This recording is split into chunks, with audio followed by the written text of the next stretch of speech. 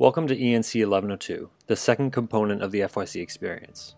Now, if ENC 1101 introduces students to the genres and conventions of academic writing, then consider ENC 1102 as introducing students to the field of rhetoric, and subsequently providing students with an opportunity to analyze, research, and compose arguments, following along a sequential and scaffolded three-project structure.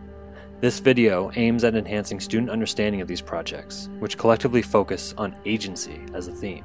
Project 1 encourages students to gain understanding of the media messages around them. Project 2 has students negotiate and seek resolution toward a polarizing social issue. And Project 3 engages students in the community practices that reflect the theory of their arguments. Now let's discuss some details. Project 1, titled Rhetorical Analysis, has students do just that, rhetorically analyze a persuasive instance in the media around them, with particular attention to television, print, or internet commercials, old or new, controversial or not.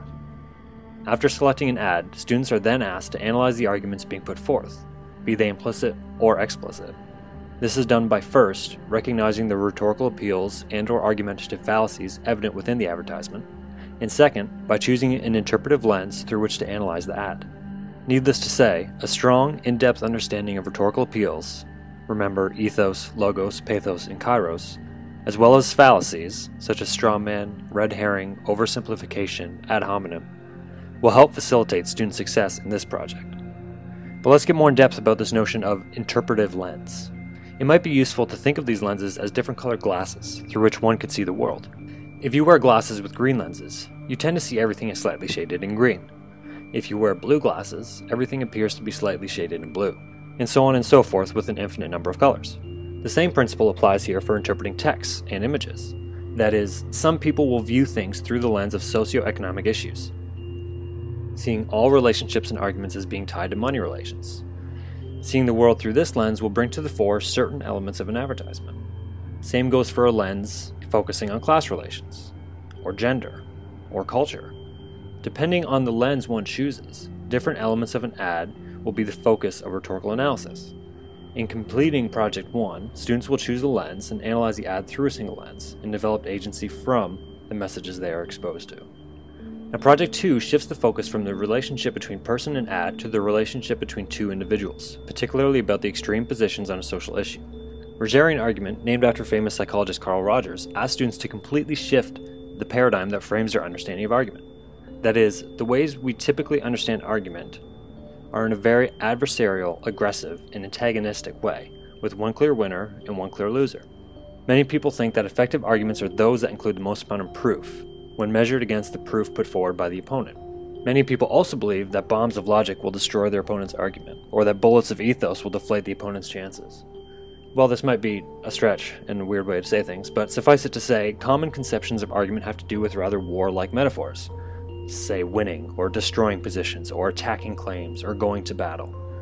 This project asks students to shift this metaphor from one of war to one of negotiation. This is very difficult, and ultimately means that the barrier separating two people on either extremes of a social issue should be seen as an obstacle to progress, and subsequently, that careful argumentative strategies should be the method by which said barriers are destroyed. In Rogerian argument, techniques of compromise, mutual respect, and empathy work to get two opposing sides to move closer to one another, deteriorating the stifling walls that separate, and moving towards some sort of progress, be it resolution, compromise, or better understanding. Project 3, titled Rhetoric in Action, is the final project of the sequence, and is in many ways a matter of applying all of the culminated knowledge students have about rhetoric and argumentation and putting it into practice in meaningful and productive ways. Too often the work, particularly writing, students try so hard to complete in university goes without any sort of consequence outside of getting good grades or impressing professors. University students learn about the horrors of this world, become educated about how to possibly change it, and then write about it, but their words are not given any credence in or chance to impact the people of the community. Project 3 seeks to reverse this trend. To do so, students choose a topic, an impending social issue. Any topic really, so long as the topic has a close connection to the student and requires change on behalf of a group of people or individual. The topic could stem from sadness, head-splitting anger, genuine curious thought, or a harmful and even difficult to understand phenomenon. Once a topic is chosen, students will then write an essay that accomplishes 4 distinct goals. First, one that educates the audience about the issue. Second, one that invites the readers to their perspective by putting forth convincing arguments about the relevance and impact of said issue. Third, acknowledge and refute any potential oppositional argument. Think Rogerian strategies here. And fourth, provide pathways for actions for the readers to engage in, moving from the social issue to social action. In essence, while all the projects consider rhetoric and writing in an action, Project 3 takes it one step further and transforms the essay students write into social action, hence rhetoric in action. This action could be, say, an informative video, a campus protest, a presentation distributable through the internet, an artistic creation to be viewed by the public, a face-to-face presentation in a public place on Social Action Day, you'll learn about that later, or any other variety of ways. Regardless of the method, the goal here is for students to view argumentative essays not only as a paper to be graded by the instructor, but moreover, and perhaps even more importantly, a pathway for agency to make positive impact and convince actual people to change their beliefs, attitudes, and even behaviors.